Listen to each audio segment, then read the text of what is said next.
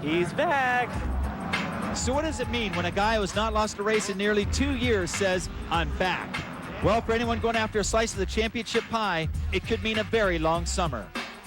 Brock Hepler is currently runner-up to the throne and sits just ahead of a crowd of veterans who consider James Stewart to be their only threat to the title. But the Sands of Southwick respect nobody, not even Bubba, who has never won at the local 338. The 125 AMA Motocross Championship battle soldiers on right here on ESPN2.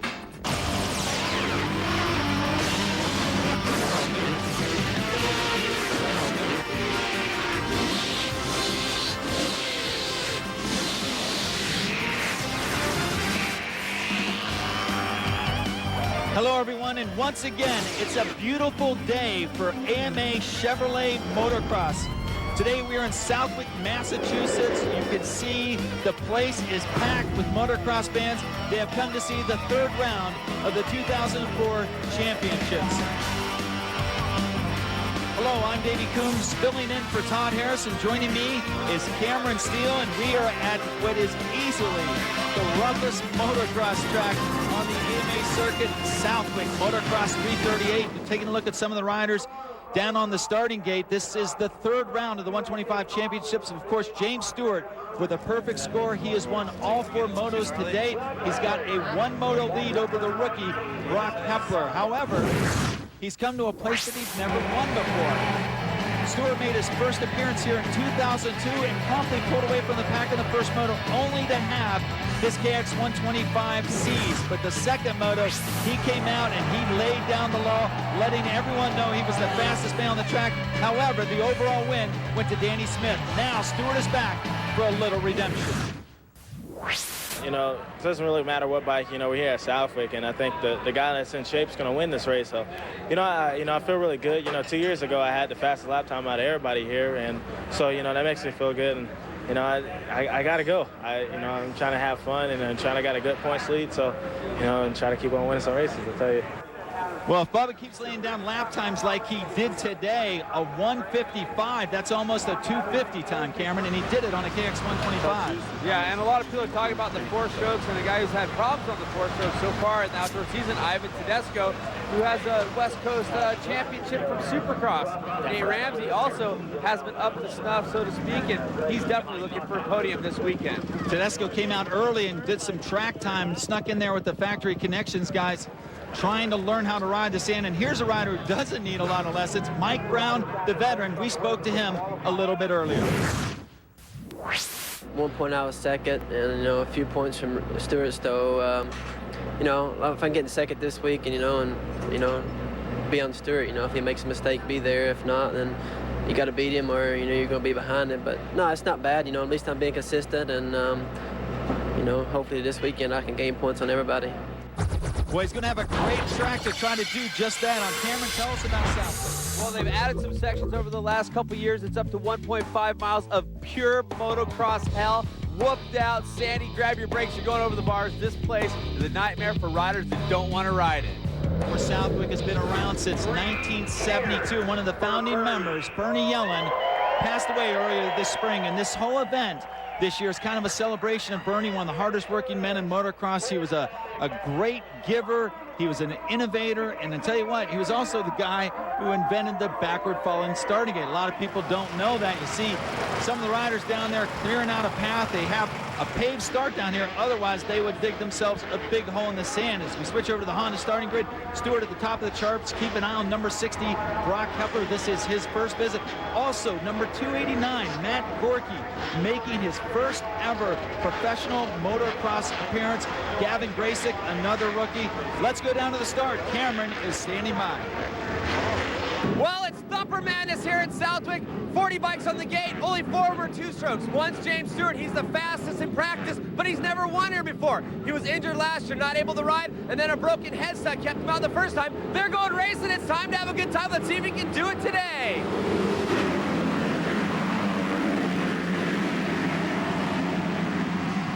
And right into the first turn, it looks like a Honda, and that is factory connections. Chris Gosler in a big pile up in the first turn. It looks like there's Matt Walker, 122. 61 is Troy Adams. Brock Sellards is down, and there's Davey Millsaps. Once again, a hard luck start for the Team Suzuki rookie. So up front, it's Gosler, it's Ramsey, and then it looks like it's Stefan Runcada, number 21 of the Pro Circuit Kawasaki team. And check out how rough the track is. Those are not man-made whoops. Again, not man-made whoops. The track formed up like that. And Gosler, another rider who spent some time here this week practicing, looks like he's put those lessons to good use. He is out front. Ramsey second, Runcada third. Well, the hot rumor was they weren't going to be doing any grooming on this track after the amateur races and the week of pro practice. Truth is, they did a little bit of grooming in the corners and on the faces of the few jumps here. Now let's take a look back at the start. Davey, looks like Millsaps maybe running right up the inside there. And oh! Looks like he hooked Bubba. Clips the back of Bubba. Bubba going into the turn, and Millsaps up and over and starting possibly chain reaction, some crashes on the other side of that. But we're talking about how rough the track is, and it doesn't seem to be slowing down Brock Hepler right now. Again, this is Brock Hepler's first visit to Southwick Motocross 338. And if you recall, the only other sand race he was in this year, Daytona, he did not qualify for that Supercross. And now he's trying to go on the inside of Schnell. Gets a little hung up there. Stewart trying some different lines. They're getting ready to come back through that section that looks like stadium whoops, but they're not. This is your battle for 5th place. You see some of the Kangs waving the riders on. Not only is it the battle for 5th place, but this is the championship battle basically right now with Hepler sitting in 2nd place. He needs to be able to say, hey, I can stay in front of Bubba. And right now, it looks like Bubba's looking for ways around, picking different lines here, following him. But this tight section up here, we'll see if Bubba can make some time on him. Again, we are very early in the first 125 moto here at Southwick Motocross 338. Your leader is Chris Gosler. Ramsey is second. Stefan Runcada is third, and this is the battle for 5th between the series runner-up right now, Brock Hepler and James Stewart. Oh, and Runcada gets a little sideways there. Saving it, almost getting the high side and bringing it back. And I can tell you, when you're out on this track watching the ruts develop, it is so scary. You can see, is that Bones right there waving on the Pro Circuit guys on the sideline? He's got about 10 guys up there in the top 5 right now, seemingly. But yeah, the track, very rough. And the thing to do, I guess, is just keep your momentum going. If you get squirrely, like right there, Hepler did me so much time he lost to Stewart. Now back up to the front of the pack, and Ramsey goes inside, and the Honda factory rider has taken over the lead. This marked the first time this summer that Nate Ramsey has led a moto. So it's Ramsey, Gosler, and Runcada, and it looked like James Stewart has just passed his way into 4th. And it'll be interesting to see what Gosler does with this. I mean, the guy looks like the picture of fitness, but does he have the stamina to stay up front and run with these guys? Starts in front. We'll see if he goes backwards, throws out the anchor or not. He's been so fast, so quick, so many different times this year, but he just needs just that little bit of energy to push him past the edge. Now we're replaying the battle we saw at the season opener at Hangtown, and Stewart comes on the inside of Runcada, and he makes short work of the Kawasaki Pro Circuit rider. Runcada, of course, had that stomach ailment at High Point, lost a whole bunch of points in the second round, has dropped back in the standings. And I'll tell you what, right now, it doesn't look like he has his best stuff in the sand. It's Stewart, no surprise there, who is moving forward. You know, and you watch the 2-stroke work around the 4-stroke. Look at he's jumped to the inside here, just holding it on longer, pushing out, and actually pushing Gosler to the outside where he didn't want to be. And that 18-year-old getting every bit of horsepower out of that KX 125. He has now moved all the way into second on 1 lap. So James Stewart, coming from a mid-pack start, like we saw in the replay, almost went down with Davey Millsaps, and now scrubbing speed off the big jumps, looking for lines. Look at that inside-outside, just carrying speed. Well, with how hard he works at 125 as well, it's got to be concerned for the Kawasaki guys and everybody out there, you know, whether it's a clutch or a top end. You talked about the bike season before you actually broke the headset like I was talking about. Look at this, coming to the inside. Is this going to be the pass? And there goes Stewart. Another very aggressive pass. Stewart takes the lead, comes by, lets the scores know. Your new leader, number 259, James Bubba Stewart. Perfect so far this outdoor season. Actually perfect through the Supercross season, other than the one race he sat out. Now, can anyone catch Bubba? Well, that's definitely the question. I'm not sure. Watching these guys, how fast he's going by him. going to be a crapshoot. When we return, it's Stewart, Ramsey, and Roncada from Southwick. We are at Southwick, Massachusetts for round 3 of AMA Chevrolet Motocross Nationals. James Stewart is your leader, and further back, Brock Hepler. Oh, Hepler takes a little detour off the track. Just getting ready to say what a good job the Pennsylvania rider's doing here in the sand, and now he's back in there dueling with Chris Gosselaar and Ivan Tedesco. You see Gosselaar missing that berm as well. When you're riding in the sand, as you know, Davey, you're on the back of the motorcycle. The back wheel's driving the steering more than you're turning the front wheel, and maybe the guys just having a little bit of slip up, falling back into their old ways, turning the wheel, or maybe not used to just driving the bike from the rear wheel. How ironic is this? Last year, all of these bikes, if they were 4-strokes, would have been blue, and now there's not a blue one up there. Everyone joined in the 4-stroke revolution, but still, out front, a KX 125 of James Bubba Stewart. Hepler getting through Gosselaar there, but Tedesco getting around the outside, so maybe Tedesco warming up a little bit to these outdoor nationals, so to speak.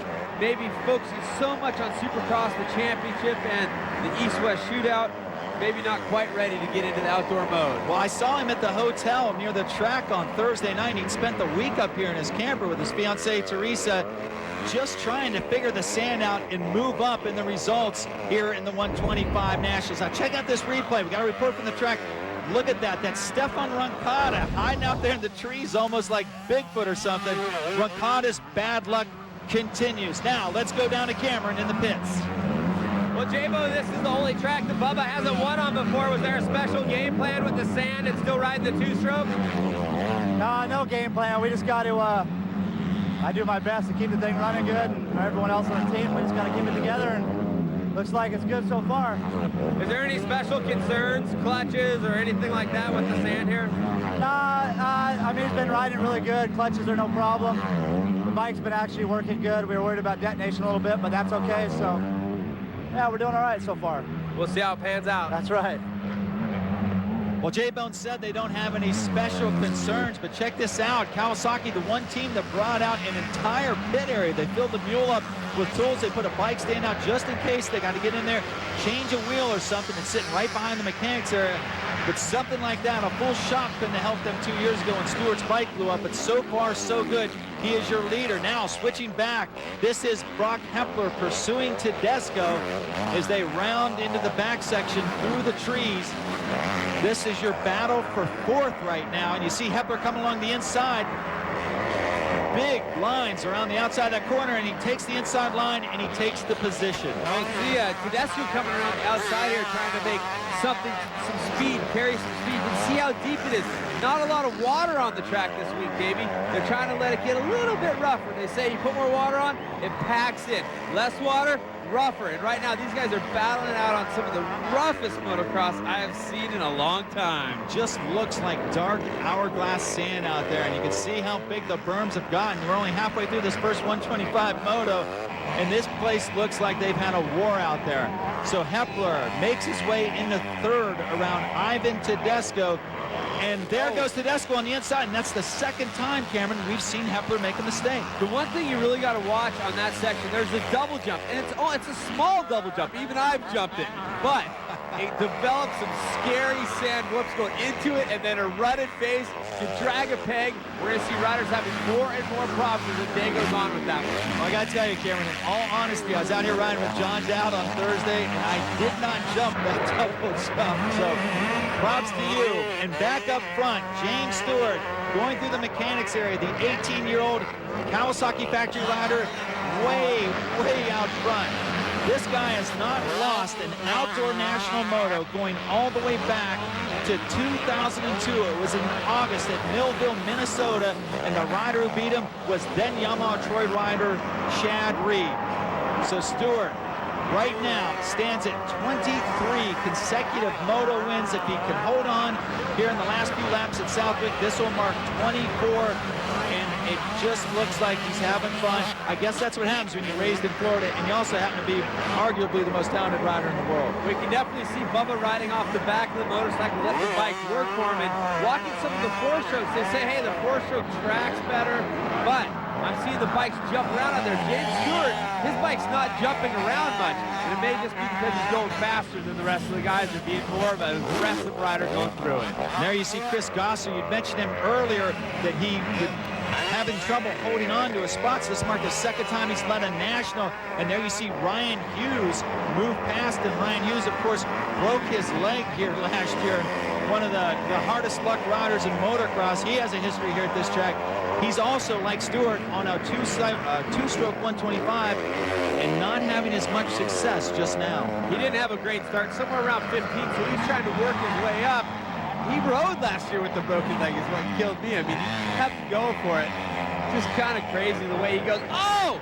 And Hepler again on that double jump. Someone stopped the madness, just cross-running up the face. It was pure skill holding together, and you know what? The inertia of that four-stroke. Hold the throttle on, it'll straighten out. Yeah, well, I'll tell you what, if he makes one more mistake like that, look who's moved up right behind him. That is number 3, Mike Brown of the Yamaha Troy team. The veteran, he's ridden in the sand all over the world. He grew up in Tennessee. There's enough sand down there. Mike Brown, keep an eye on him. So Tedesco leads Hepler and Brown as we get into the closing stages of the first 125 moto here at Southwick, Massachusetts. The ruts are forming up, and there goes Hepler once again. Hepler passes Tedesco. That's got to be the third time this moto. Well, if you can just keep from making mistakes, you might be able to stay in front of Tedesco, but Tedesco's got more problems. Brownie coming to the inside, and it's tough when you try to go to the inside. You don't get the rail to turn, but a good, smooth line on the outside there. Through the mechanics area, Brock Hepler starting to make some distance on Ivan Tedesco and Mike Brown. In 4 motos to date, Hepler has been on the podium 3 times. Only that first moto at Hangtown when he went down after a bad start. Otherwise, we might have more of a battle for the points lead. And now Brown comes on the inside, and that's the same spot where Hepler passed Tedesco. Tedesco makes the same mistake twice, and Mike Brown is your new 4th place rider. Not too sure why Tedesco's been using those outside lines when clearly the other lines are faster. Guys are getting past him. Maybe just more comfortable setting up for the whoops after the corner, carrying a little bit more speed. Well, the shortest distance between 2 corners is the inside, but you have to carry the speed here at Southwick.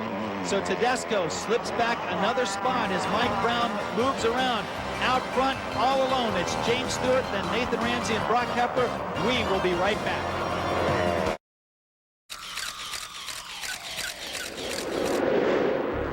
Bob Hanna's glory days ended with a huge ride at the Motocross of the Nations in 1987. But in AMA Motocross, the Hurricanes' last hurrah may have been here at Southwick that very same year. Ron Lachine won the first moto in his patented fluid fashion, while defending champion Rick Johnson was second. As for Hanna, he charged from 27th to 4th place. In Moto 2, the seasoned veteran passed Lachine and Johnny O'Mara early and then sailed away for what would be his last ever moto win in AMA Professional Motocross. Johnson's 2-2 score gave him the overall, and today, Bob Hurricane Hanna sits second on the 250 motocross wins list with 27 victories.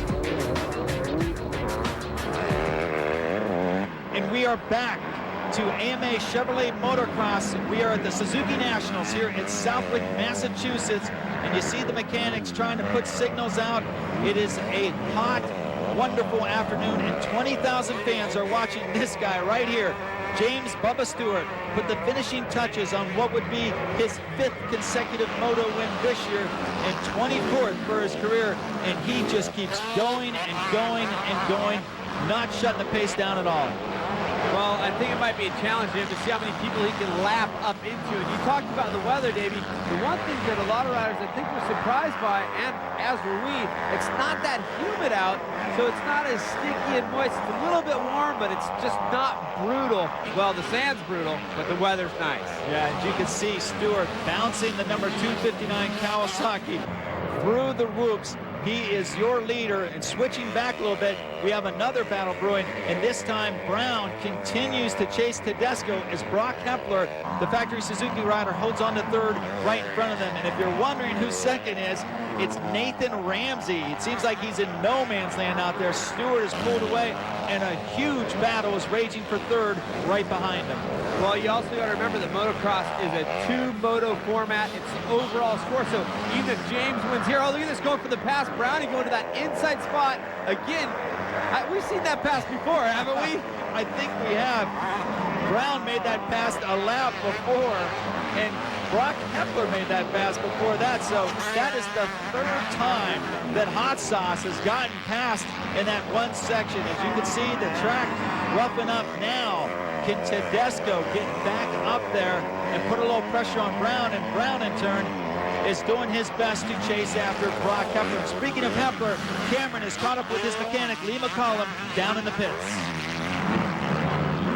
Well, Lee, last week you guys had a second place. Right now running in fourth, but when I talked to Brock, he didn't sound all that excited about racing in the sand.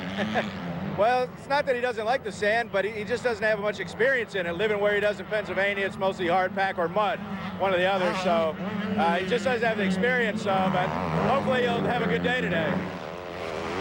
Well, so far, so good for Hepler. He is in fourth, but out front, it continues to be James Stewart. Just a couple turns left in this first 125 moto for James Stewart. Whoa, as he got a rider off the side of the track there riding around. That looked like Chris Gosler, our early leader. Gosler does not make it to the finish line without getting lapped, but James Stewart, one corner to go and another moto win. This would be 24 in a row, just 3 away from Ricky Carmichael's all-time moto wins record. And there's the checkered flag. James Stewart takes the win. And I tell you, that's the first time he's slowed down, it seems like, this moto. He throws his goggles off. Coming along in second will be Nathan Ramsey. Now check it out. Going back, this is the battle for third. Oh, and Hepler again goes off the track. Brock Hepler, another mistake. And that's going to cost him because Mike Brown has now moved into third. You see him going all out. He's just got a corner to go. Hepler getting very squirrely on the RMZ 250, and it cost him a podium spot. Ramsey has gone across in second, and this is Mike Brown. He will finish third, and Brock Hepler, one last mistake, and that one cost him the most. He slips back to fourth, and that in turn will move Mike Brown into second in the point standings by 1 point, but way out front is this rider, James Stewart, taking the win. Not a very good start, but a solid ride. So Cameron's on his way down to talk to our winner. We'll be right back. The Suzuki Nationals here at Southwick, Massachusetts. One moto is in the books of AMA Chevrolet Motocross. Let's go down to Cameron. This is the only track you haven't won on at a national. Does that weigh in your mind at all? Nah. No, if I ride anything like that, I should get that one out. You know, I feel good. You know, not even tired. Just a little dirt on my face, but ready for the second moto, you know? We're looking forward to it, too. Thanks, James. Thanks, man. Taking a look at our Suzuki results of the first moto. James Stewart, the winner. Nathan Ramsey, a lonely second. Mike Brown, Brock Hepler, Ivan Tedesco, Hughes, Danny Smith, Metcalf, Josh Grant, and Kelly Smith rounding out the top 10. And Matt Gorky gets 16th in his first ever Pro National. Let's go back down to Cameron. Well, Nate, the look on your face there, the dirt anyway, would lead me to believe it was quite a battle.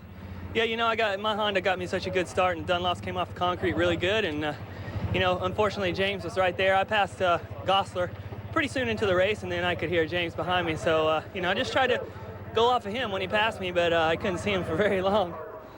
Well, here's why Ramsey couldn't see him. Check out the fastest laps at first moto. Stewart, 155, a full 5 seconds faster than Roncada. Let's go back down to Cameron. He's with Mike Brown. Well, Brownie, as a fan, it's kind of fun to see you not get the best start because you know you're going to power through it. Was it tough getting past all the bikes? It was, you know, of course you get to the front, the faster the guys are going, and, you know, it's hard to pass on this track. It's kind of one line or two lines, and one line's good, one line's not so good, but no, it was good. You know, my bike is good. I felt good. I just, you know, kind of got a little bit better start than James, but, you know, James just, you know, takes a couple chances the first couple laps, and I need to do that, you know, to get up quicker. Nobody does more to protect your right to ride than the American Motorcyclists Association. Every racer on the track is an AMA member. How about you? Call 1-800-AMA-JOIN or visit AMADirectLink.com. The AMA, rights, riding, racing. Now, let's catch up with Red Bull KTM's Ryan Hughes.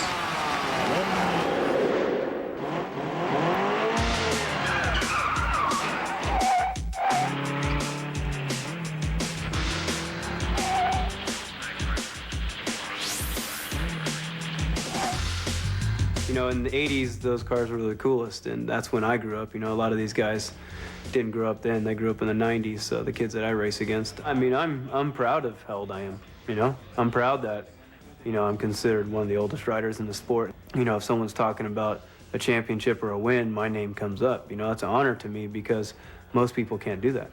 You know, in my mind, the best that I've ever been in my career and be 31 years old, you know, it's an honor to me. So, you know, yeah, you definitely can teach old dog new tricks.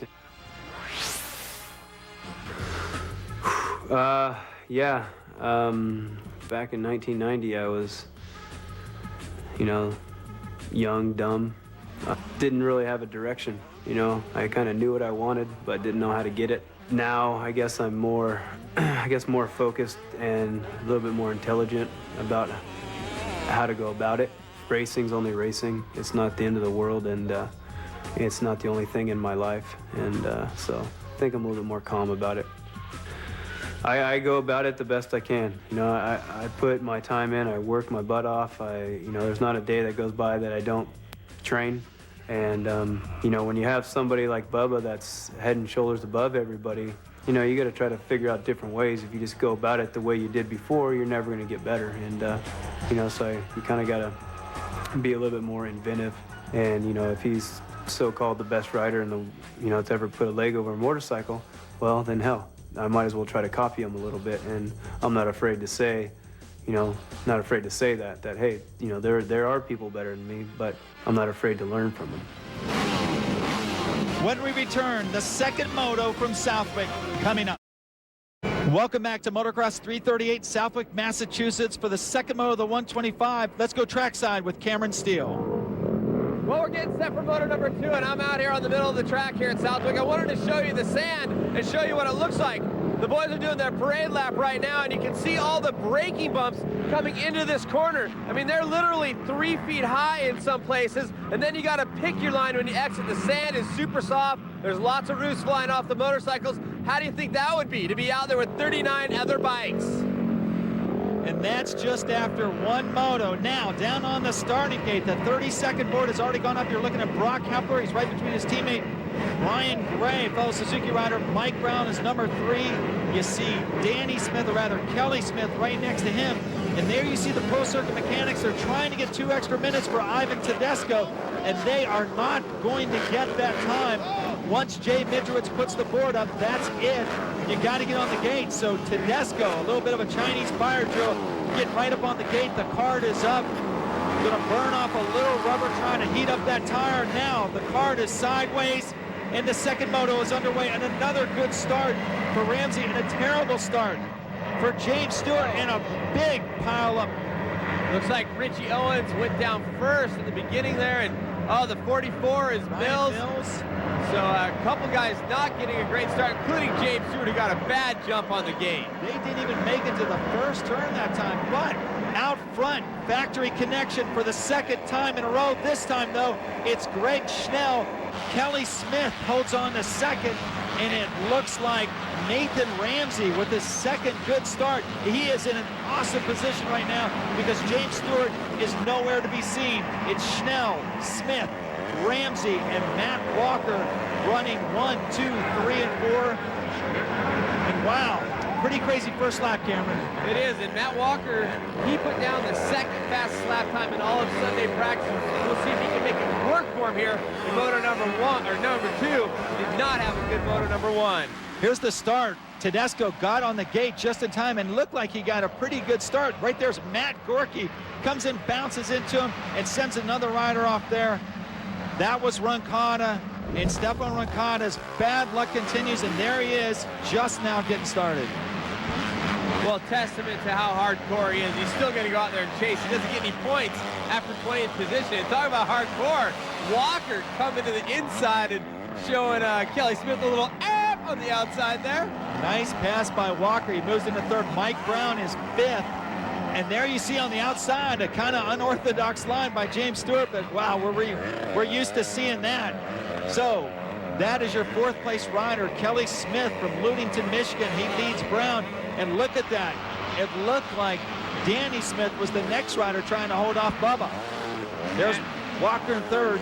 Sorry, I didn't mean to step on you there, but the one thing to think about right now is Nate Ramsey, he's in second. He get past Schnell and stay in front, then he can win the overall. It's combined moto scores, but the hard work's going to be keeping James Stewart behind him, and maybe Mike Brown, who we saw really charging and is right now after moto number 1.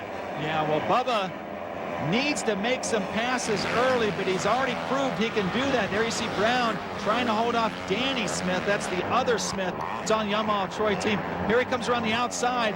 Mike Brown trying an outside line, and he makes the pass on Kelly Smith. So you got 3 Yamaha Troy riders right there together. Yellow flag out. I think that was for a lapped rider. There's Walker. There's Brown and Smith Tedesco, and there's Stewart. He's already right there, and Matt Gorky right behind his fellow Floridian. Gorky putting in a great ride, and we'll see how quick James can get through these guys and if he's going to be able to get to the front of the pack. I was talking to Ivan Tedesco. He says when you're behind people, there's so much sand flying, you just can't even see. It's not inside your goggles, it's just peppering you in the face. There Tedesco makes a pass on Danny Smith, taking the inside line around the big sweeping corner. You can see the track getting rougher and rougher as expected. Now the focus is on James Stewart. He is up to 8th place after a terrible jump off the start. But we've seen Stewart get bad starts before, and he is very aggressive as he comes through the pack. And right now it looks like he's just made another pass. Danny Smith losing another spot, this time to Stewart. Well, in moto number 1, at one point in the moto, 41 seconds ahead of second place. So I think he has the times on the track to make it up on all these. And look at him split him.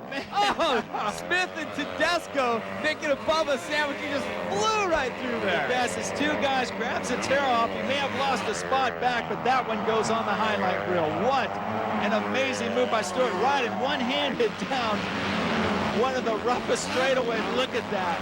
Over the tunnel jump. James Stewart, he is going all out, trying to get back around Tedesco. And he goes the rougher line on the inside and just makes short work of Ivan Tedesco. Now Stewart is up to 5th. And you see Ramsey on the other side of the picture. He's your leader. Walker second. Then's Brown and another Smith before we get to James Stewart. Check this out, Cameron. And watch this redirection. Oh, he just turns the bike last second to keep it on the inside of Tedesco. I think he's suicidal. Unbelievable. James Stewart, he doesn't have to ride that hard, but I think that's the only way he knows how to ride. Well, I think if he slowed down a little bit, he may put himself in jeopardy. Look at him just scrubbing around there, just wheel flying, the front wheel, and rider down. Oh no, that's Brock Hepler, your 4th place rider. He was second in the points before the first moto. Hepler, he's got the bike on top of him. The AMA official right there on the spot trying to help him get out from under it. Bad start for Brock Hepler. Now Mike Brown goes past Matt Walker. Check it out. Oh, Stewart catches his front wheel. James Stewart puts Matt Walker down in the sandbox of Southwick. You might have to look at that again. I'm not sure if James came out or if Walker started coming in thinking just Brown was coming by, and then all of a sudden, boom, there's James Stewart. So. Like a couple surfers getting up on a wave, and there comes a point where it has to drop down. And when it dropped down on Walker, there was Stewart. And now Stewart gets past Mike Brown, and he has been incredible so far in this first moto. Stewart, his pursuit of the leader continues when we return to Southwick. It's Schnell, Ramsey, and Bubba Stewart. Welcome back to the Suzuki Nationals at Southwick, Massachusetts. We hope you didn't go anywhere, and obviously Matt Walker has not gone anywhere either. Walker just got lapped, adding insult to injury by Greg Schnell, Nathan Ramsey, and the rider who touched him made contact.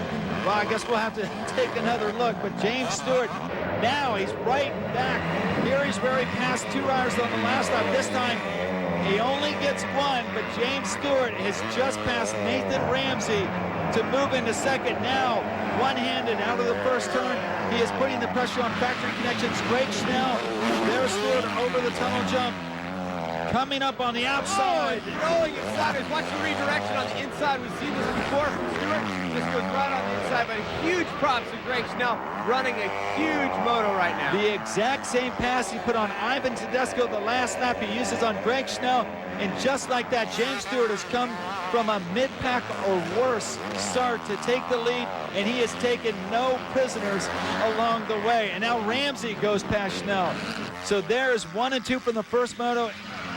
And there is Matt Walker. He's talking to his mechanic. Matt Walker makes contact with James Stewart as Stewart comes up through the field. Cameron is on his way down there to get a word with them. But there's your leader, James Stewart, out front. He won the first moto convincingly. He has passed his way into the lead convincingly here in the second moto. Ramsey is second. Greg Schnell is third. Let's go down to Cameron. He's standing by with Matt Walker. Well, definitely something you never want to see. Sideline Matt Walker. Matt, what happened? I think he thought I was a berm, so it looks like, I don't guess we're teammates, so it looks like he thought that he knocked me down. So there wasn't really much to say about it. He knocked me down, I couldn't get the bike started. Unfortunately, I came down on the same shoulder I had surgery on, so it's not feeling too good. So we're going to ice it up and come back next weekend. So Matt Walker not happy. You could see it in his eyes. You could hear it in his voice. Walker is out, and Hepler goes down again. Brock Hepler, you see him limping now. He's holding that left leg. Hepler, fourth in the first moto, crashes through the Dunlop banner, and he is hurt. Team Suzuki's Brock Hepler, 17 years old, third in the standings after the first moto. The Asterisk Mobile Medics Unit, no doubt, on the way to check out Hepler. He is down. Oh, and Ramsey almost goes down. Well, we're getting closer to the end of the day. They've been riding the whooped out sand the whole time. These guys are getting tired. They're getting tired. The track is getting rougher, and that's when you start making mistakes. So Hepler is out. Ramsey is your second place rider. Mike Brown, third in the first moto. He's third again. We've got the same 1, 2, 3. Stewart, Ramsey, and Brown. Well, if Nate Ramsey has a couple more little problems, Mike Brown's going to be all over him. We know that Brownie, well, actually Nate too, they're both physical beasts. They have the training, but you know Brownie inside his helmet's all, I'm not eating this fruit anymore. I'm going to get Nate Ramsey. Well, Brownie proven himself a sand rider time and again through the years, and he's another rider being talked about for a potential candidate for Team USA. When the Motocross of the Nations take place this October in Liro, Holland, it's not confirmed yet if America is going to send a team. That's a very expensive race and a long way to go. Carmichael said he wants to go, but who else wants to go? Stewart, Wyndham, Mike Brown, maybe even John Dowd. It all remains to be seen, but this is a great test because Liro is sand and Southwick. Cameron, it's our sand capital of America. It is just the beating capital of the world. You see Brownie getting a little sideways going into that jump, and again, Nate Ramsey having problems, and Brownie sneaking right up on him again. Nate got a little space. Here comes Brownie again. They're tightened up. We're going to see how this thing's going to wind down, and look at Brown switching lines, going to the outside, maybe trying to hold speed through this section. Cameron, how much is sand riding about momentum, carrying that speed? Well, the second you start to slow down, the wheel starts to wedge, and you got to keep your speed up to drive the bike from the back tire. I mean, steer the bike. So it's just tough. You start to slow down, and all of a sudden, anything can happen, as we saw. Something did happen to Brock Hepler, and the Asterisk guys right on it. Yeah, it's Dr. John Bonner and Eddie Casillas. Maybe that's Dr. Augustine. They're all down there taking a look at Brock Hepler. He's in good hands, but he is definitely out of this race. You're watching the battle for second. Nathan Ramsey trying to hold off Mike Brown as they go back into the trees there. Now Brown comes along the inside, and Brown can't make the pass. Yes, he does. Brown makes the pass. I thought Ramsey had held on to that inside just enough, but Cameron, he gave Brown just enough room. Well, that's the thing about the sand track. You know, you're looking there and you know there's one inside and one outside, but now with the sand developing, there was another line in there, and Nate kind of gave him room. Brownie, they both played a gentleman style, but wedging through. These guys have been racing a long time. Mike Brown and Nathan Ramsey, a pair of good old boys from Tennessee, and now they're giving chase to a teenager, James Stewart. He is your leader here in the second moto at Southwick, and it's Brown, Ramsey, Tedesco, and Greg Schnell. We'll be right back. Ross could probably relate to this guy, James Stewart. Let's go back to Cameron. Well, J-Mo, just like the doctor ordered, huh? Yeah, so far so good. We got 4 laps left, so we just got to keep her together and we're all right. You're getting nervous towards the end of the motos because of the 2-stroke in the sand. I know we've talked about it. Is it just a moot point? Well, I would have to say, I'm not nervous, but you always have to have a little bit in the back of your mind. I mean, anything could happen. It's a motorcycle, you know? You never know, but looking good so far. Everything's been looking good in between motos, so we should be fine. Great job. Thanks. Great job is right. Jeremy Albrecht, the mechanic for James Bubba Stewart. He was a championship mechanic before that with Jeff Emig, and now he is just guiding his rider to what would be his 25th consecutive moto win. And speaking of winners, Danny Smith is in 7th place. He was our winner of Southwick just a couple years ago. He is trying to hold off Greg Schnell, who was the early leader. Schnell picked up halfway through the Supercross season by Factory Connection Honda. Looks like he's kind of slowing down here toward the end of a very long and tough national. We are at Motocross 338, Southwick, Massachusetts, the motocross sand capital of the United States. And Danny Smith, the 2002 winner, that was an amazing story. He had a personal tragedy in a family. Now he's riding for Yamaha of Troy, trying to make the magic happen again. And you see him starting to sneak up on the rookie, the absolute beginner, Matt Gorky, running in the top 5 for much of this second moto. But it looks like Gorky, number 289, is finally starting to slow down. He's a young kid. He's planning on racing Loretta Lynn's later this summer. What a fine ride. At the other end of the spectrum, the veteran, Ryan Hughes. A lot of people have been wondering, you know, they wanted Rhino so badly to be right there in the championship charge. Just a little bit off the pace, it seems like. You know, I don't know if it's just the 2-stroke or just never really found his speed here at Southwick this weekend. Well, one rider who has no question of finding his speed is James Stewart. He did not get the starts he needed. You know what? Maybe he didn't need them. James Stewart coming from behind once again. He is halfway through the final lap of the second moto. This would be his 25th consecutive moto win in AMA Pro Racing Outdoor Motocross, and that puts him just 2 behind the all-time record, which belongs to yet another Floridian, the great Ricky Carmichael. 1 corner to go. Stewart did it the hard way, and he did it the convincing way, and he is your winner at Southwick. He has now won it all 12 stops of AMA Pro Motocross. James Stewart getting it done in the sand at Southwick. Here comes Mike Brown. He was able to make it by Nate Ramsey. Brownie, second in the moto, second on the day. Ramsey is going to hold on to 3rd, and then I'll also give him 3rd overall. Taking a look at our Suzuki scoreboard, the second moto results, Stewart, Brown, and Ramsey. Tedesco holds off Hughes, Smith, Schnell, and holding on to 10th, Matt Gorky. Well done. Let's go down to Cameron with our winner. This track was one line today, so, you know, it's a little harder to get up, move, and get knocked down. You know, that's how it is out here. You know, I hate to say it, but, you know, it's just really hard to pass out here. And, you know, I want to say I'm sorry to Matt Walker. I hit him, knocked him down, but, you know, that's racing. So I'd like to thank everybody. You know, Anthony Paggio, my mom and dad, thank you. Taking a look at our overall results, James Stewart 1-1. He's probably on his way over to the Pro Circuit truck to talk to Walker right now. Brown is second, Ramsey, Tedesco, and Hughes rounding out the top 5. Let's go back down to Cameron. He's with our runner-up. Well, 3rd place at the last event, a 2nd place here. Brownie moving up the rungs.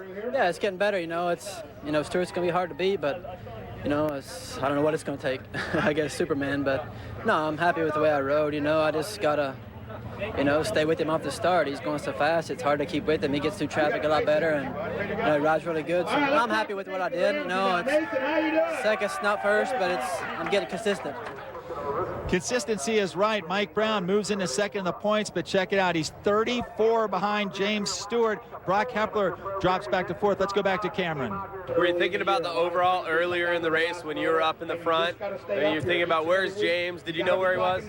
I wasn't sure where he was, but I knew he was right beside me on the gate, and I knew he kind of got left in the back because that Honda horsepower right there pulled him out. So, you know, I knew he'd be coming, but I just was focusing on the track, and then later when Brownie got around me, that's when I started thinking about the overall and thinking, man, this is for second place right here. So I was digging in, and he dug in a little further. So, you know, my hat's off to him and James, and you know, keep getting up there, and hopefully I'll get the speed.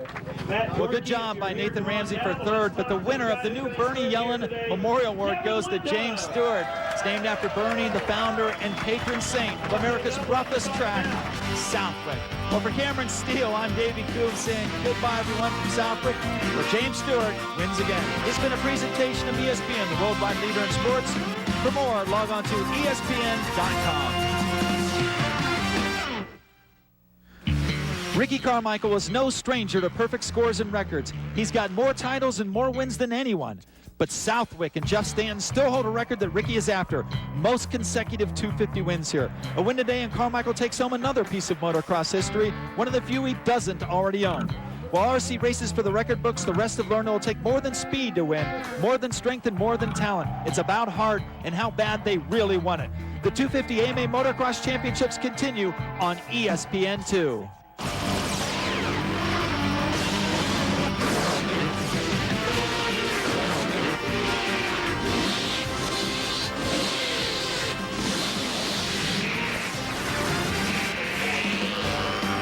Hello, everyone, and welcome to beautiful Southwick, Massachusetts, Motocross 338 for round 3 of AMA Chevrolet Motocross. It is the 250 class, and the fans have packed the place, more than 20,000, to see Ricky Carmichael try to continue his winning ways. These are the Suzuki Nationals, and I am your host, Davey Coombs, joined by Cameron Steele. They packed the place to watch number 4, the undisputed leader of the 250 class, defending national champion, Ricky Carmichael. He's got a lot of records, but this is one that would be special to him because it belongs to Jeff Stanton. They share it now, but Ricky wants it, and we talked to him about the record and about Southwick. It's like I said, it's a great place. You know, I feel really comfortable here. I have a lot of wins here, and I'm just looking forward to going out and try to keep the streak rolling. You know, the 450 is awesome. I feel good, you know, physically and mentally. And just looking forward to going out, racing my own race. Well, Carmichael is the points leader after 4 motos, 2 rounds. He's got a perfect score of 100. He's gapped Kevin Windham by 16 points. Carmichael off to a fast start, and Windham knows he's got to pick it up. You know, if I had a 5, 6, 7 second lead, you know, halfway through the race, I wouldn't really worry about it too much. If Ricky was gaining a second on me here, a second on me there, you would almost allow it just because, you know, you can monitor the guys behind you. And I'm sure that's probably what he was thinking. And you know, he was comfortable with the cushion, which was, you know, right there around the 5-second mark. But you know, I kept him honest, and that feels good. And definitely need to take it one step further and get a win under my belt. Well, besides the Hondas of Carmichael and Windham, there's this man, Australia's Chad Reed, the newly crowned AMA Supercross champion. He has finished 3rd just about, well, ever since the outdoor season started. And then there's also Sean Hamlin, and he's our top 2-stroke rider, Cameron. He's put in some great performances. I think he's really looking forward to today at Southwick. Had a big smile on his face in the pits. Tell us about the track here at Motocross 338. Well, a little bit different. They're not going to be doing as much grooming this week. It will be rougher, and also less water on the track. The sand won't be packing up as much, which means deeper and sharper holes. Well, this 2004 Southwick National marked the first one where legendary founder Bernie Yellen is not around. There's the mule that Bernie was always on. Bernie, of course, passed away earlier this year. Cameron is with another Southwick legend. We're loading the gate up right now for the first 250cc moto, and I'm joined by Doug Henry. And Doug, it seems like a little bit of the changing of the times. Bernie Yellen, the founder here at Motocross 338, he passed away this year. And then yourself, you're not racing. You've won here 3 times yourself. Mike Treadwell, John Dowd, some of the names that we're so familiar with aren't here. Does it seem like a different kind of race here at Southwick? I don't think so. I know, you know, we're all going to miss Bernie. I mean, it was just seeing him drive around on his mule every time you pull into the race was something, you know, it kind of just made it feel like you were here, and we're all going to miss him. And as far as, you know, myself, John, Keith, Mike, you know, we're not here for this one, but we'll definitely be back for, you know, many more. Well, Doug Henry not racing this year as he normally does, but he did get out and take a little parade lap. He did it on his Troy Lee designed Supermoto bike. Doug, a new contender in the AMA Red Bull Supermoto Championships. But back to Southwick, this is not a super motocross track by any means. Perfect weather, perfect conditions. Take a look at our Honda starting grid. Carmichael, Wyndham, Reed, David Villeman, Sean Hamlin, all lined up right about in the middle of the box. Also, keep an eye on number 108, Joaquin Rodriguez, the KTM rider, making a return. The veteran Barry Karsten, always a pleasure to see him in the AMA Nationals. Rounding out the field, Jason Thomas, another Floridian. The 32nd board is sideways. We are getting ready to start the 2004 Suzuki Nationals at Southwick. You're looking over Ricky Carmichael's shoulder. Wyndham to the left, and Voss a little squirrely. Ricky straight out, perfect line. Oh, a couple riders down. Really just a fall over there in the sand, but you know, hey, it's tricky here in Southwick. Carmichael with an excellent start on the 450 Honda. Nick Way second. Craig Anderson, a good start. Remember, Anderson won the 125 class last year, and way back in the middle of the pack, you caught a glimpse of number 36. That was Sean Hamlin. So Carmichael immediately seizes control of this race. Way a second. That's Kyle Lewis on the outside. Number 23 gets passed by Chad Reed. Kyle Lewis finally back after a long layoff. Yeah, he had a big injury in Europe, broke his shoulder and posted lung, and collapsed lung, I should say. And just great to have him back up there. I was talking to him. He's not 100% yet, but he's feeling pretty good. He's off to a good start here. So Carmichael already gapping the field a little bit. Way is second, and now Reed passes Ando, his cousin and his fellow Australian, to move into third. There's Reed. He has moved into third, but already he's got his work cut out for him. Cameron, check out this start. That's picture perfect by Carmichael. Well, it's tough to come off the asphalt and keep the bike straight. Look at that. His body never moves. I mean, watch his body position. He is perfect all the way. Guys next to him wheel up. They start to get squirrely. Ricky just smooth. Perfect out of that gate. It seemed like his front wheel was about an inch off the pavement and sand the whole way. A perfect start. Carmichael just having the complete game so far in his comeback. And this is the rider a lot of people thought would give Ricky the most trouble, Kevin Wyndham.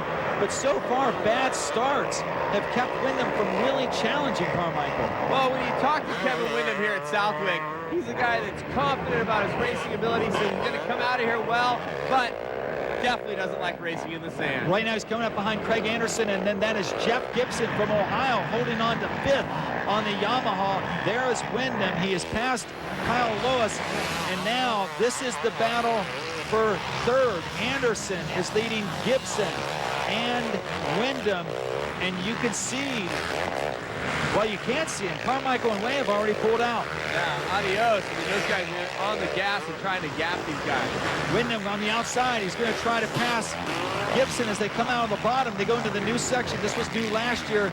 Down through the outside. Wyndham taking the far line, and he is able to make a pass on both riders. So in one small section there, Kevin Wyndham is able to move into fourth place. He passes a couple guys, but he's got a ways to go if he's going to catch up to Chad Reed. There's your leader, Carmichael, is on the gas, starting to pull away a little bit. And now here comes Chad Reed. And let's go down the mechanics area. Cameron is with Darren Sorensen. That looks like a little bit of a look of frustration. Yeah, he was on Ricky's pace the first couple laps, actually gained a little bit of time, but he lost 2 seconds that lap. So, I don't know, I just want to keep him focused and make sure he wants to win. Doesn't want to win second. Stays in second moto, you never know what's going to happen. Yeah, for sure, got to be consistent, and I know he's going to have that picture in the back of his mind, but the win would be nice for this moto too. Well, we've seen Chad Reed ride really fast here. We've also seen him get hurt, and going back a little bit, now Nick Way has dropped back off the pace. He is back in the fourth now as both Reed and Wyndham get by the Suzuki factory rider. Back out front, Carmichael staying clean, staying smooth, staying right in the middle of the track. Cameron looks like he's picked the roughest part out. And look at the size of that lead. That is astonishing this early in the moto. Oh, I was talking to Chad Reed. He said he's really getting used to the four-stroke, and he's also feeling like the four-stroke delivery is so good for him. He's really going to get faster on the bike. Of course, Ricky Carmichael will be switching next year to a Suzuki two-stroke, but for now, he's out front and in control on the factory Honda here at Southwick. Carmichael, Reed, and Wyndham are your leaders. We are back to the Suzuki Nationals in Southwick, Massachusetts. And out front, all by himself, Ricky Carmichael continues to cut the fastest line around what is easily the roughest track these riders have seen so far this summer. Carmichael, undefeated up to this point, and well on his way, Cameron, to another win. Well, a lot of people question whether the four-stroke would fit Ricky's style. And right now, 3 races in, you got to say, hey, he fits just about anything he gets his leg over. Well, he's certainly been dominant so far. He's done it in California, going 1-1 at the first round. He did it in Pennsylvania at the second round. And now, well out in front here in New England.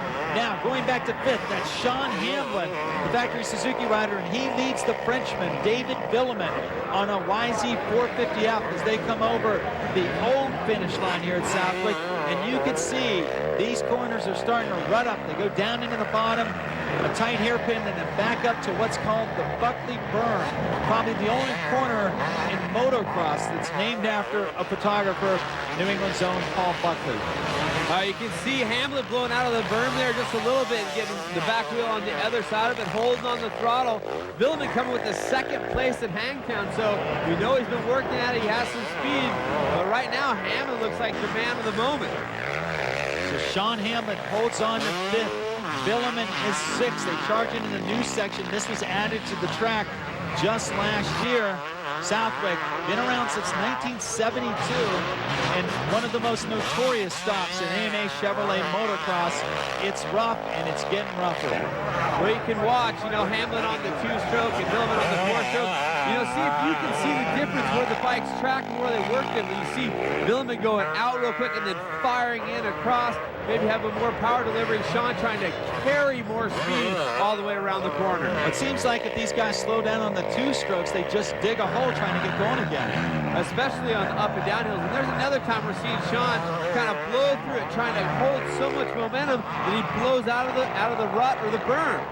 You mentioned at the top of the show, Cameron, they didn't water as much as they normally do, and as a result, it's very dark, thin sand, and it's getting choppy, from sideline to sideline. There's just no place to rest out there. And without the moisture, it's loose when it's on top of those berms.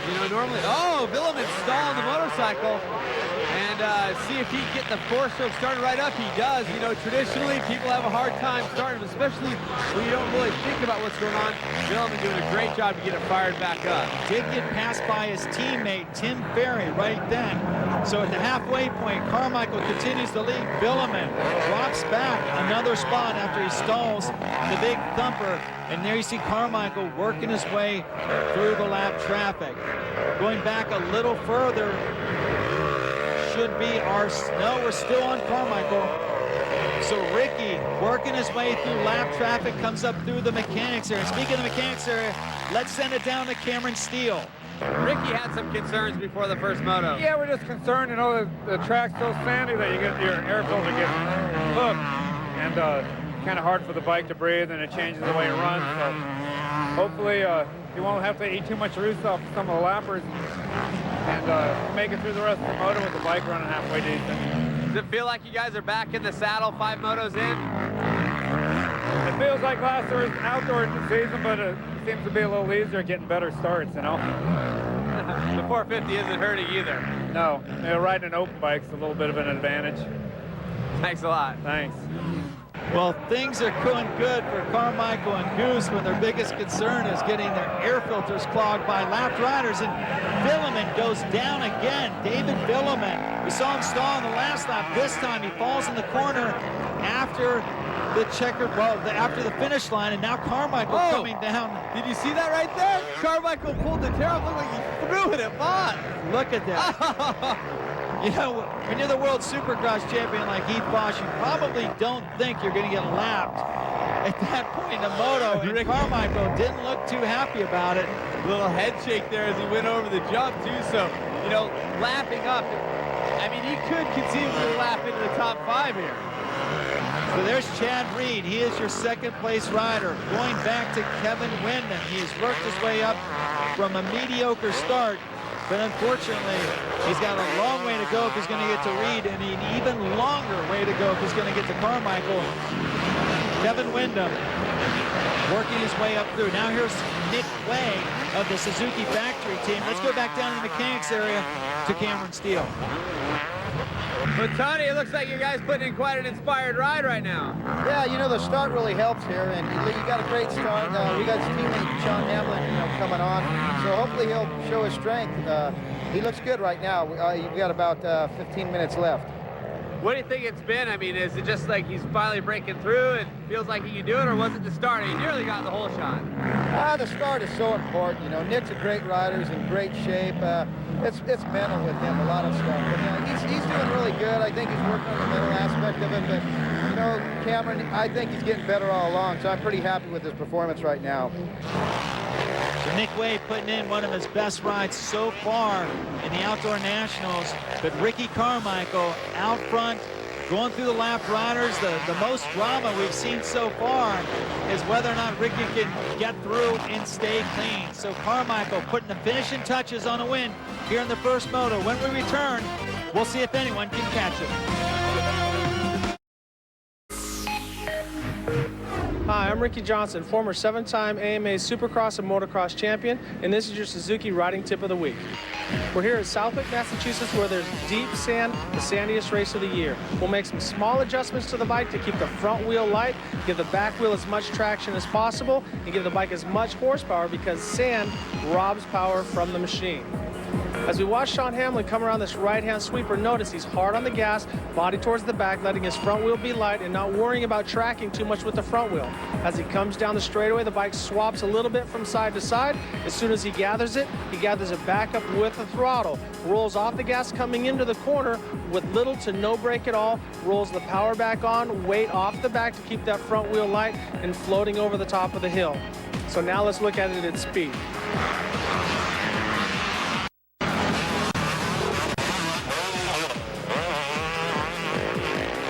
That's your Suzuki sand riding tip of the week. Well, RJ certainly knows how to ride the sand. He's won at Southwick twice before. Now he's trying to help Sean Hamlin and the rest of Team Suzuki move up. And right now, a battle developing between Nick Way, Sean Hamlin, and Tim Ferry. That rider right there, they are battling for fourth, and Ferry is bringing up the rear. You saw Hamlin miss that double jump. Just a lot of cross ruts going up the face. Sometimes really tough to tackle it. Let Ferry come up on him. Right now, Way right in front of Hamlin as well. So you see multiple lines working there. All three riders took a different line. So we'll see which one's going to work and where the payday is going to be. But Nick's definitely got to ride in front of him and not be worried about what's happening behind him. Well, Nick Way, he lives in Michigan, but there's some sand tracks up there, as our producer BJ Smith will tell you. Baja Acres, one of Nick Way's favorite places to ride. He's putting that experience to good use, but don't forget, Ferry is from Florida, just like our leader, Ricky Carmichael, down into the bottom. That is Way. Now here comes Hamlin trying to hold off Ferry. They'll go into the mechanics area next. A tough battle. You see the mechanics out there cheering them on. Way gets through, Hamlin gets through, and it's starting to tighten up.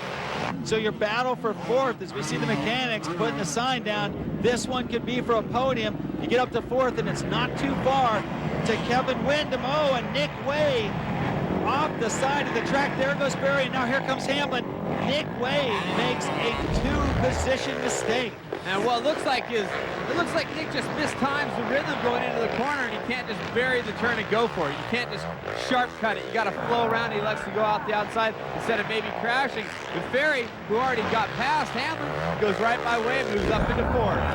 One of those instances where you don't want to stop your momentum. You're almost better to go off the side of the track than to come to a complete stop here in this sandbox to the south. And if you grab your front brake, I mean, basically that's it. It's over now. So Tim Ferry putting in a fantastic ride. You see the board out. We're coming down to the end of the moto.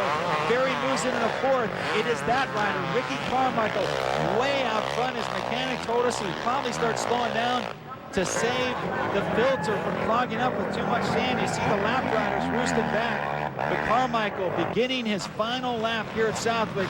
He is way out front and just absolutely in control. He's 4 for 4 so far in the AMA Chevrolet 250 Nationals this year. This would be his 5th straight moto win. Not bad for a guy who missed the entire Supercross season with a knee injury.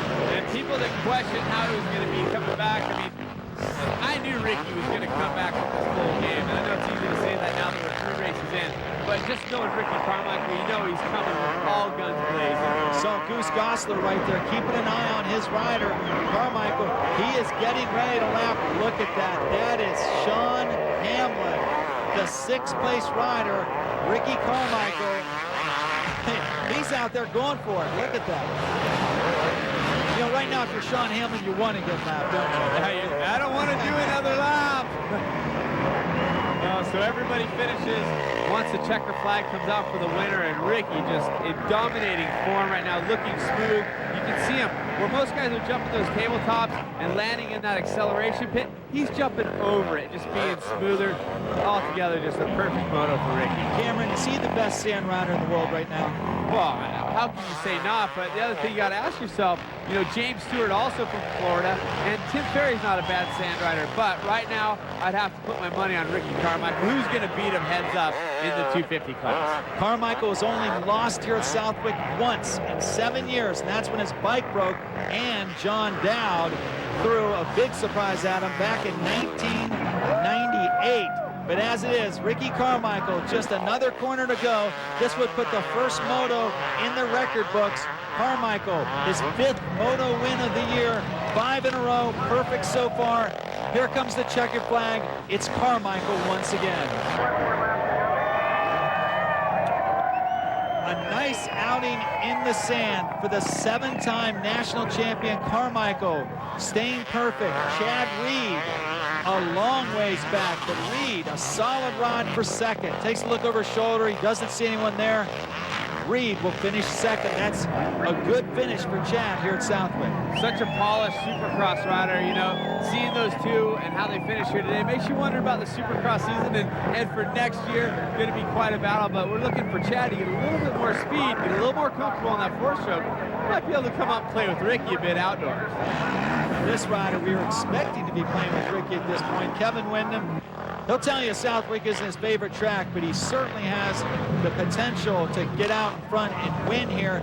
But so far today, he's got a ways to go if he's going to catch up to Ricky Carmichael. So it's Carmichael, Reed, and Windham in the first moto. When we return, we'll talk to our winners here at Southwick. Welcome back to AMA Chevrolet Motocross. We're in Southwick, Massachusetts, and Cameron is with our first moto winner. Well, you definitely demoralized more than a few riders out there. You lapped up past 6th place. How was it moving through all the traffic? It was crazy. The guys, I swear there's some guys out there that try to get in your way, and they're not even racing, and I swear as soon as you get up to them, they want to race. I'm like, dang, and just covering me. That didn't help my filter at all either. Like, as soon as I got into lap traffic, it seemed like my filter got clogged. Well, great race. We'll see how it goes in moto number 2 and maybe get your 99th win. I hope so. You know, we're going to give it a heck of a try and try to get another good start.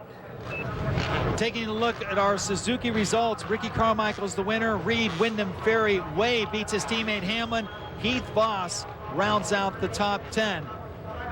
Joaquin Rodriguez in 11th. Going down through the results, Tyson Hansel, nice ride. Let's go back down to Cameron with our runner-up.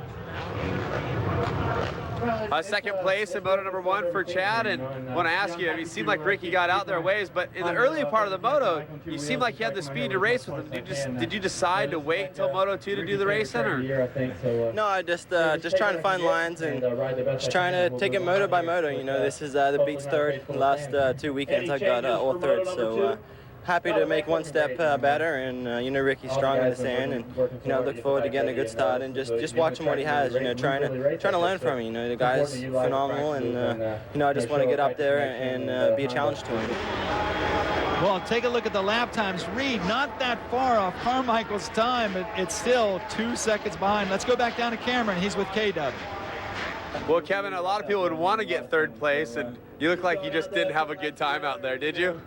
No, I mean, everyone knows that this isn't my cup of tea riding in the sand. And I didn't get off the gate like I wanted to. Caught a face full of sand at the beginning, but you know, just try to do the best I could to stay with these guys. And you know, Ricky's fast here, and you know, for me, it's let's come in here, let's get through it the best we can, and you know, save as many points as we can, because everyone knows he's going to be tough here. You know, there's tracks that I shine at, and there's tracks that he shines at, and I think this is one of them for him. So we'll go back lick our wounds, be thankful that we didn't pack it in. You know, I've left here with my head buried in the sand a couple times with some crashes, so thankful to keep it on 2 wheels.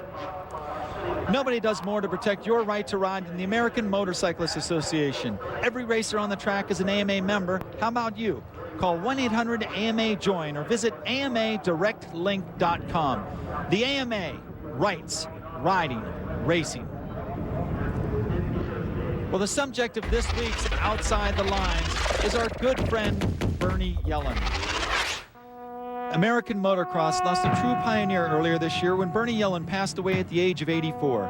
Best known as the founder of Southwick Motocross 338, he was a selfless giver who only wanted a place for the kids to ride. In 1972, when an established New England race was canceled, 4 members from the American Legion Post 338 stepped forward. Joe Bogie, Mo Rutherford, and Sam Smith were all led by Bernie Yellen, and together they created Southwick Motocross 338. My dad was a giver who never wanted anything in return. I believed he looked at people and saw the best in people. You know, he always looked in the good. He always did a lot to help others. He believed in, you know, reaching out, and if you can help somebody, doing that. He very seldom, there's a lot of times that he would do things and tell people, you know, I'll send you a bill later, and he would never send the bill. You know, he was very giving, a very generous individual, you know, with a large heart, a big heart. Another little-known fact about Bernie and Southwick is his contribution to the most important part of a motocross race, the start. Bernie felt a motocross start should be like that of a horse race, where every rider has his own individually falling gait. And with the invention of the backwards falling gait, Bernie Yellen has kept the starts in motocross fair since 1976. No, if you know Bernie Yellen, you know that he was a guy in the background, and so many riders owe so much to him, many who don't even know of the work that he's done, not only here, but for the sport.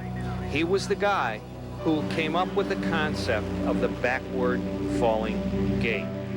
But if there was one word I could use to describe Bernie, it would be dedication. Bernie was dedicated to his Legion, to his town, to his country for which he served, and came back to continue to serve the rest of his life through the age of 84 years old, doing better things for the community.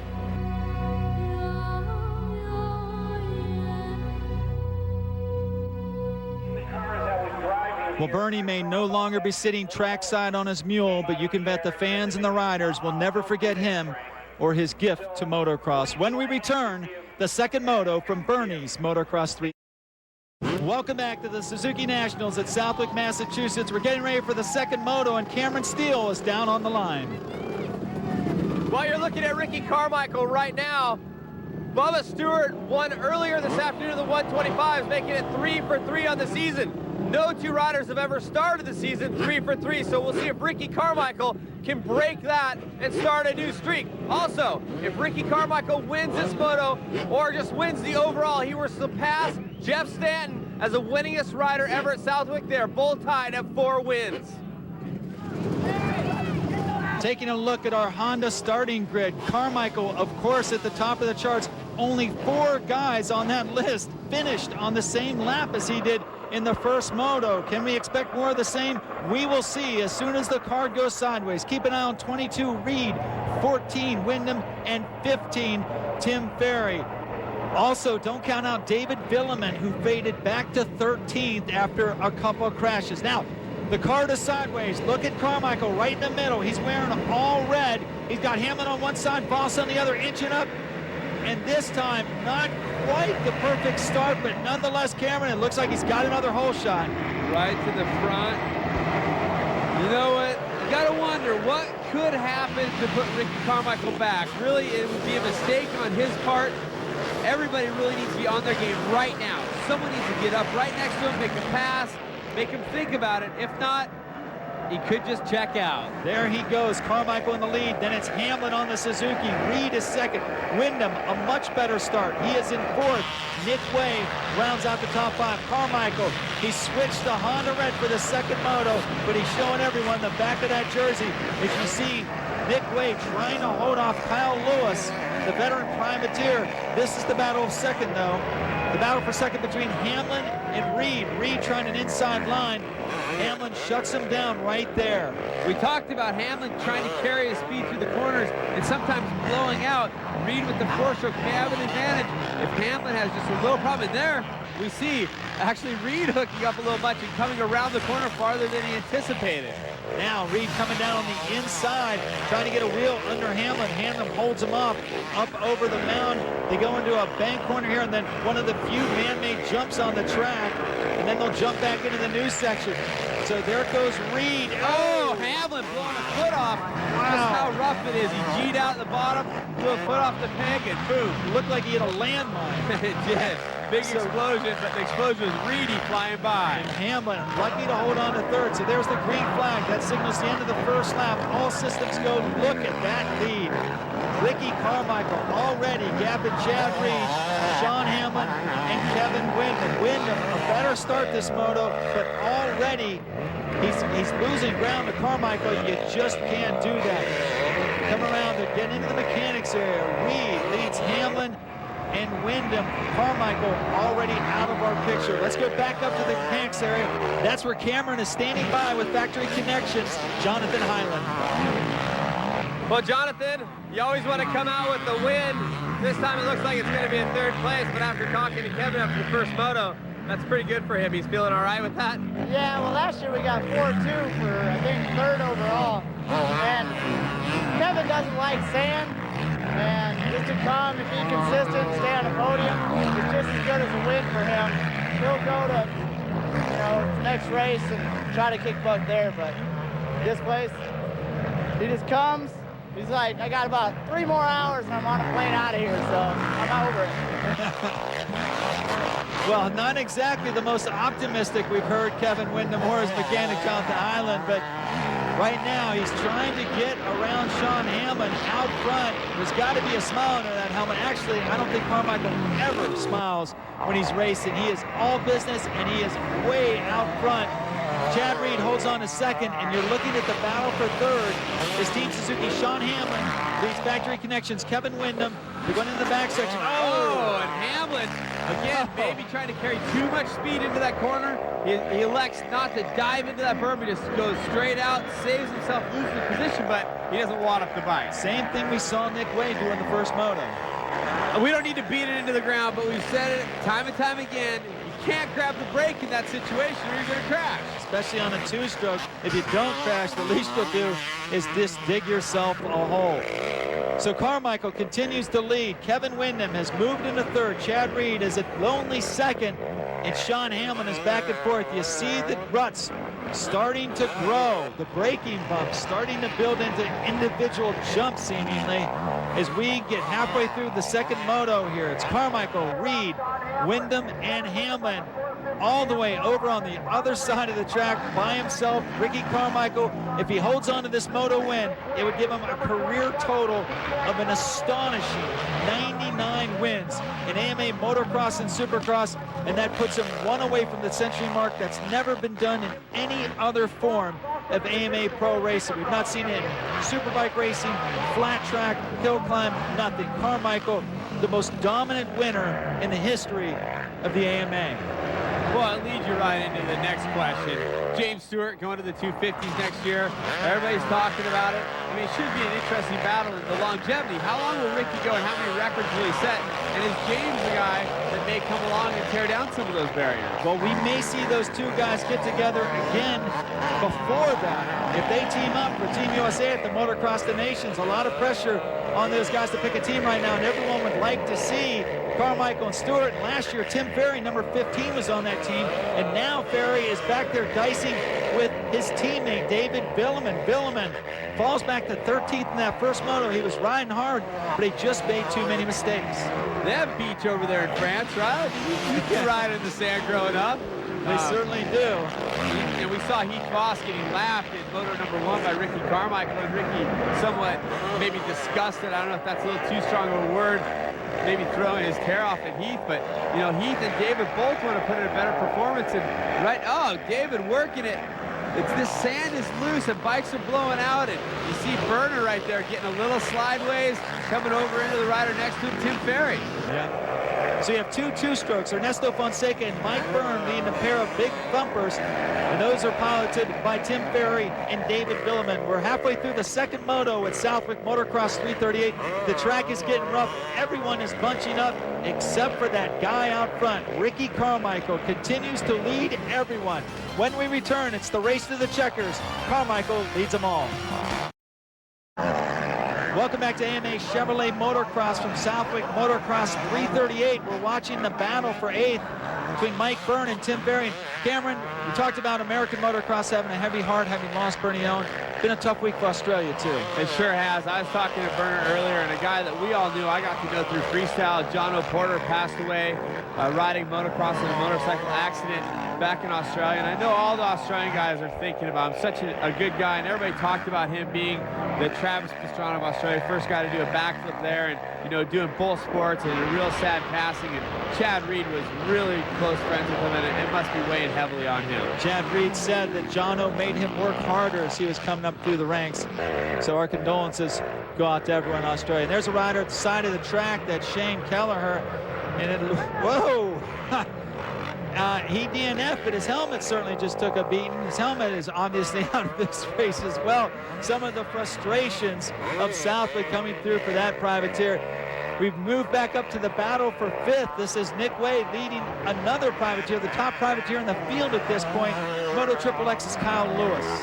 And Nick Way's having another good moto, and he really needs it. He hasn't been having any real luck on the outdoors, and he's poised right now for a top 4 or 5 finish overall if he can keep this together. And watching him slice up that berm up there by the mechanics area, that was sick. It looked like he was surfing, just kind of plowing the line, and just a big fan of spray, or well, sand in this case. Well, Nick Way is one of those guys like Sean Hamlin, Ernesto Fonseca. He's out there racing for a job right now, not signed up for 2005.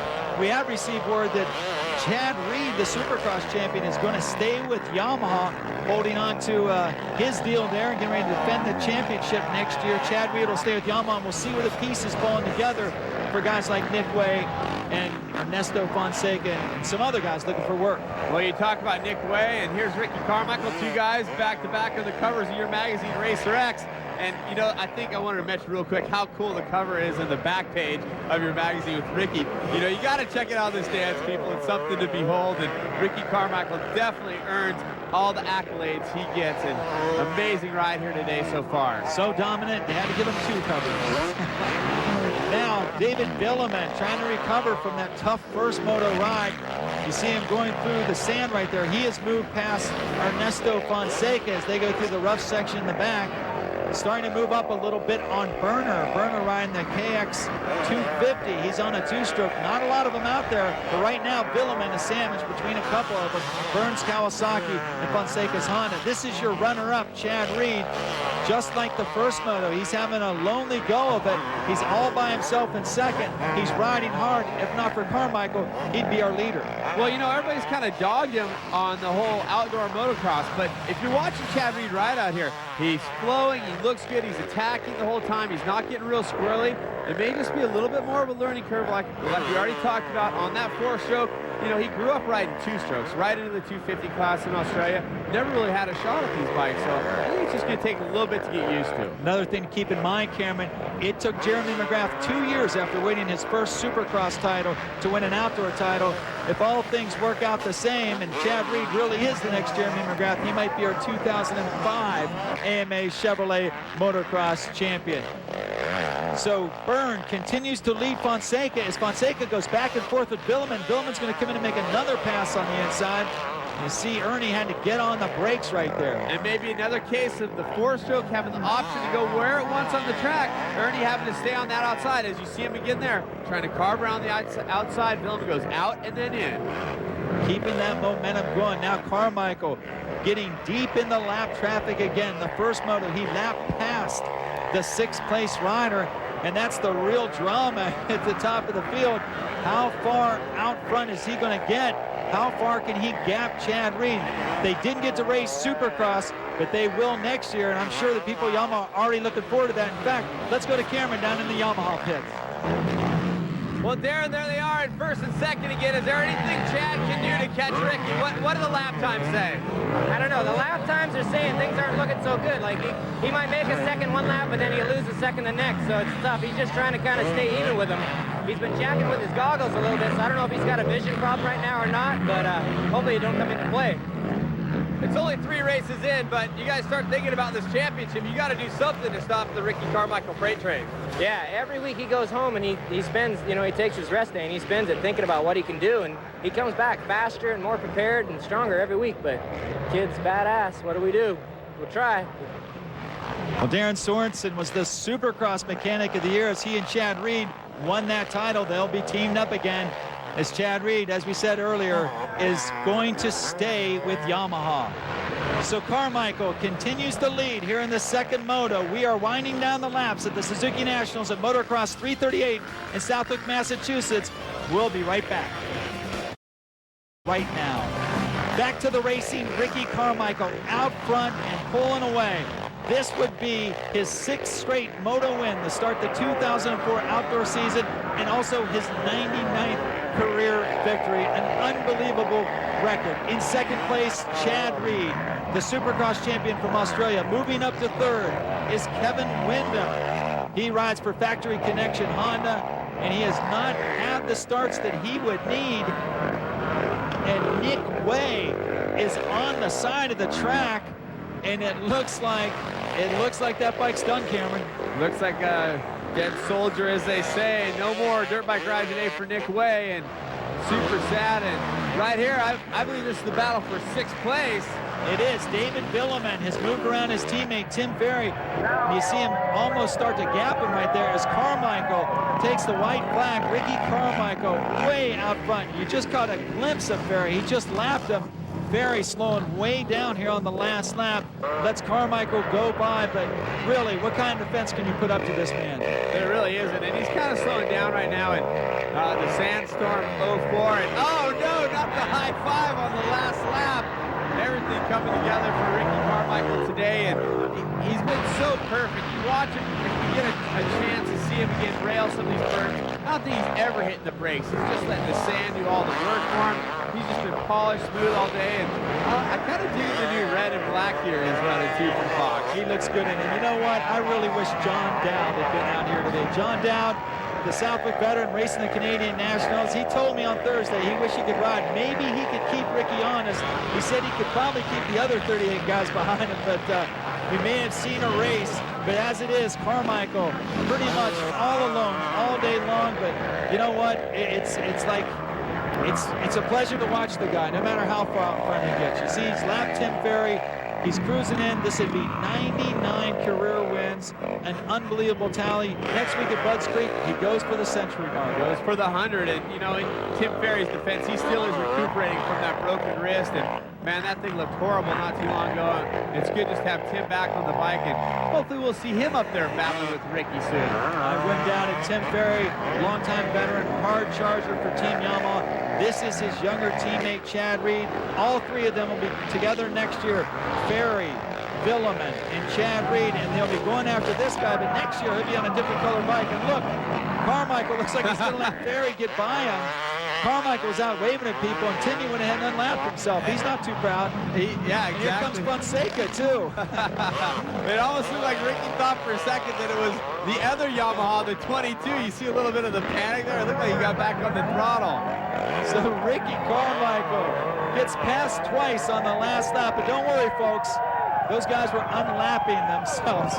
Carmichael, 99 career wins, gets his 5th in a row in the 250 class here at Southwick. He owns that record all by himself. He's no longer tied with the Team Honda advisor, Jeff Stanton. Carmichael, yet another entry into the American motocross record books. Chad Reed comes across to take 2nd. That's his best outdoor finish of the year. 2-2 at Southwick moves him up to 2nd in the standings, and there's your Suzuki results. Carmichael, Reed, Windham, Hamlin, and Lewis. Kyle Lewis, an excellent 2nd moto ride. He scores 5th in top privateer. Clark Stiles is 11th, and Daniel Papoon gets his first points. Let's go down to the winner's circle with Cameron. I was working, you know. Chad was keeping a good pace, and I just kept trying to pull away, and challenge myself. And it was a good race. Really happy with the way the Honda worked today, and I got killer starts, dude. I had the right Dunlops on, and just really happy. 99th win, like you said, and next weekend, if I could pull it off, I really like Bud's, so 100 wins would be unbelievable.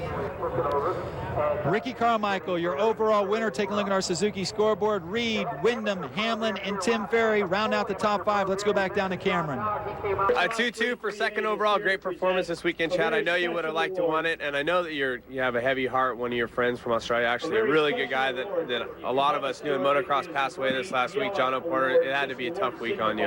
Oh, definitely. You know, it was a lot of late nights trying to, you know, keep up with the progress that he was doing, and you know, a phone call to his father and things like that, and you know, things like that really really sad, and you know, the guy, I grew up with him as a kid, and he lived at my house and things like that, so it was tough on me and a lot of other people.